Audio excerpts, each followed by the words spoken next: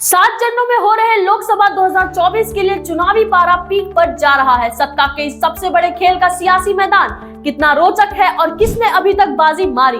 देश की 543 लोकसभा सीटों का सियासी गणित और भिड़ंत, इन सब के बारे में देखते रहिए एक्स्ट्रा क्रिएशन की अनफोल्ड लोकसभा सीरीज। आज हम बात कर रहे हैं महाराष्ट्र की पालघर लोकसभा सीट की, जो पूरे देश में तब चर्चा में आया जब उन्मादी भीड़ ने सोशल मीडिया पर फैले एक मैसेज की वजह से 2 साधुओं और उसके ड्राइवर की मॉब लिंचिंग में जान चली गई। यह घटना 16 अप्रैल 2020 की थी, जब कोविड के कारण लॉकडाउन चल रहा था। इस घटना के बाद इस इलाके में ध्रुवीकरण की राजनीति हुई। अब यहाँ 5वें चरण में लोकसभा चुनाव 2024 के लिए वोटिंग होना है। इस सीट पर 2019 में शिवसेना पार्टी से राजेंद्र जडेजा गवित सांसद थे। अब शिवसेना 2 फाड़ हो गई है, तो इस बार शिवसेना यूबीटी के टिकट पर भारती भारत कांवड़ी उतरे हैं, तो बीजेपी ने डॉक्टर हेमंत विष्णु सावरा पर दांव खेला है। इस इलाके में अपनी दमदार मौजूदगी दिखाने के लिए बहुजन विकास आघाड़ी, वंचित बहुजन आघाड़ी और बीएसपी के कैंडिडेट भी ताल ठोक रहे हैं। अब जान लेते हैं क्या है इस राज्य का वर्तमान चुनावी समीकरण। 2024 के रणसमर में महाराष्ट्र पर सबकी निगाहें हैं। बीजेपी जहां इस बार एनडीए के घटक दलों के साथ 400 सीटों के पार जाने का नारा लगा रही है, तो ईडी गठबंधन इसकी हवा निकालने की तैयारी में लगा हुआ है। महाराष्ट्र में 2019 के लोकसभा चुनावों में बीजेपी ने शिवसेना के साथ गठबंधन किया था और 48 में से 41 सीटें जीती थी। इस बार वह मिशन 45 का लक्ष्य लेकर मैदान में उतरी है। हालांकि 2019 से अब तक महाराष्ट्र की राजनीति में काफी परिवर्तन आ गया है। महाराष्ट्र में राजनीति की धुरी रही शिवसेना और एनसीपी पहले ही 2 फाड़ हो चुकी है। 2024 के लोकसभा इलेक्शन में एनडीए में बीजेपी, शिवसेना, एनसीपी, राज ठाकरे की महाराष्ट्र नवनिर्माण सेना और राष्ट्रीय समाज पक्ष शामिल है।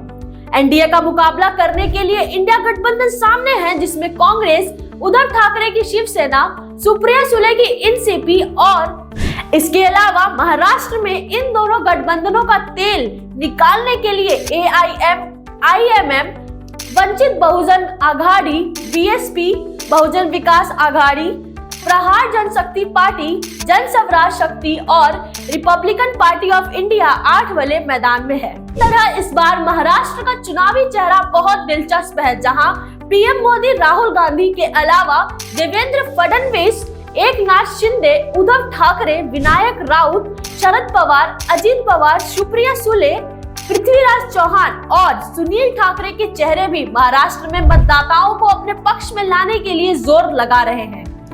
बहरहाल महाराष्ट्र में 5 फेज में चुनाव हो रहे हैं, जिसमें 19 अप्रैल, 26 अप्रैल, 7 मई, 13 मई और 20 मई को वोटिंग होगी।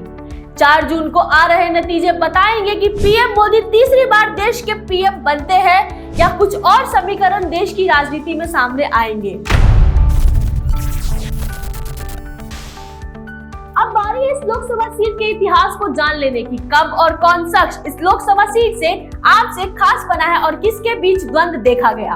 पालघर लोकसभा सीट को महाराष्ट्र के थाने लोकसभा सीट से काट कर बनाया गया है। इस सीट का गठन 2009 में हुआ और बहुजन विकास आघाड़ी के टिकट पर बलिराम जाधव सांसद बने। 2014 में बीजेपी ने यहाँ आधार बनाया और चिंतामन बनेगा लोकसभा में चुनकर पहुंचे। 2018 में उपचुनाव हुआ तो राजेंद्र गावित बीजेपी के टिकट पर सांसद बने, लेकिन जब 2019 के लोकसभा चुनाव हुए तो राजेंद्र गावित ने शिवसेना का दामन थाम लिया और सांसद बने। अब बात कर लेते हैं पिछले चुनावों के नतीजों के बारे में। 2019 के लोकसभा चुनावों में यहाँ 18,85,600 वोटर्स थे। शिवसेना के राजेंद्र धेड़िया गावित को 5,80,489 वोट मिले, तो वहीं बहुजन विकास आघाड़ी के टिकट पर खड़े हुए बलिराम जाधव को 4,91,596 वोट मिले। इस सीट का वोटिंग परसेंटेज 63.7 रहा था। तो बने रहिए एक्स्ट्रा क्रिएशंस के साथ अनफोल्ड लोकसभा सीरीज में देश की सभी लोकसभा सीटों के सियासी गणित को समझने के लिए, जिसका वास्ता आपसे भी कभी न कभी पड़ता ही है।